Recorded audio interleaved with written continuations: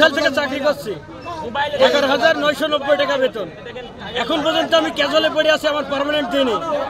Permanent না দেওয়ার পরে ডিসেম্বরে আমার চুক্তির ভিত্তি খাচ্ছে টাইম শেষ হয়ে যাবে, এই ডিসেম্বরে আমার চাকরি চলে যাবে, এইসব ওয়ার্নিং দেওয়া হয় এবং আমাকে কঠোর পরিশ্রম করানো হয় এবং লাস্টে আমাকে বের করে দেওয়ার সময় ঘাড়ে লাথি মেরে বের করে দেবে, একটা টাকা আমার কাছে দেবে না, পিএফ ফান্ড নেই, আমার কোনো কিছু নেই। আমার যদি কোনো দুর্ঘটনা হয় এখান থেকে 1 পয়সাও আমাকে বের করবে না, আমাকে হাসপাতালে নিয়ে যাওয়ার জন্য এখান থেকে একটা গাড়ি পর্যন্ত ব্যবহার করবে না, আমাকে ডিসেম্বরে চাকরি থেকে চাকরিচ্যুত করে আমাকে এখান থেকে লাথি মেরে বের করে দেবে। এই আমার যে 11 দফা দাবি, এই দাবির আঙ্গিকে আমি বলছি যে আমাদের এই দাবির প্রথম আমাদের বেতন ভিত্তি বাড়াতে হবে এবং চুক্তি থেকে বাদ দিয়ে আমাদের পারমিট দিতে হবে এবং এই 11 দফার দাবির যে একটা চুক্তি সিরিয়াল আছে, এটা আমাদের চেয়ারম্যান স্যার নিজ হাতে নিয়ে গেছে। চেয়ারম্যান স্যার নিয়ে যাওয়ার পরে আমাদের আশ্বাস দিয়েছে যে কমপ্লিট তোমাদের হাতে আমরা দায়িত্ব সবকিছু বহন করব, দাবি মানি নেব।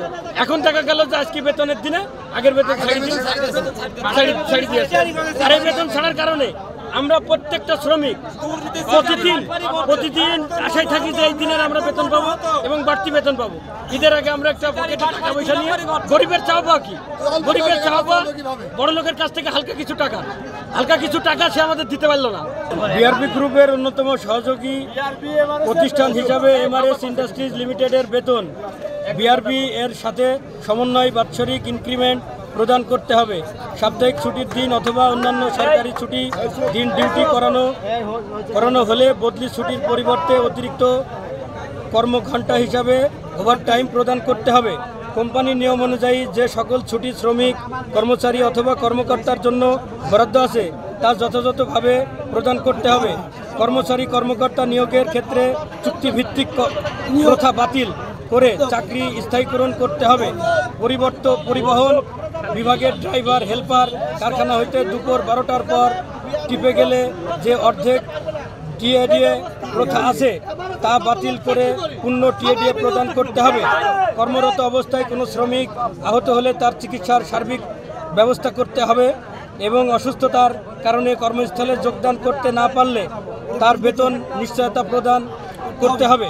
সরকার ঘোষিত করোনাকালীন সময়ের ছুটির পরেও কোম্পানি কর্তৃক যে বেতন প্রদান করা হয়েছিল তা অবসরকালীন সময়ে 3 মাসের বেতন কর্তন প্রথা বাতিল করতে হবে। জামানতের টাকা ফেরত দিতে হবে। চাকরির নিশ্চয়তা প্রদান করতে হবে। ওয়েলফেয়ার ফান্ডে আবেদনকারীর আবেদন গুরুত্ব দিতে হবে। বিআরবি এবং এমআরএস এর বৈষম্য মানে এদের একরকম বেতন, ওদের আর এক রকম বেতন, এটা যেন না হয়। মানে কোম্পানি যদি বিআরবি এবং এমআরএস মানে বেতন কাঠামো একই হয়, এটা চেয়ারম্যান স্যারকে উত্থাপন করা হয়েছিল এবং উনি একটা আশ্বাস দিয়েছিল যে আমি দেখছি, কাজ করছি। আমরা যারা প্রতিষ্ঠানে আছি, যারা চালায় আর কি, মানে অপারেটর হেল্পার যারা আছে, এদের চালানোর ক্ষেত্রে আমরা অনেক আশ্বাস দিছি যে তোমরা একটু অপেক্ষা করো, চেয়ারম্যান স্যার দেখছে। সেক্ষেত্রে আজ 1টা মাস আমরা অনেক অপেক্ষার পরে আজকে যখনই বেতন ছাড়ছে পুরাতন বেতন, তখনই আর কি আমাদের এই যারা ছেলেরা আছে এদের হলো যে এটা কেন করা হলো, 1 মাস পরে এটা আমাদের কেন করা হলো।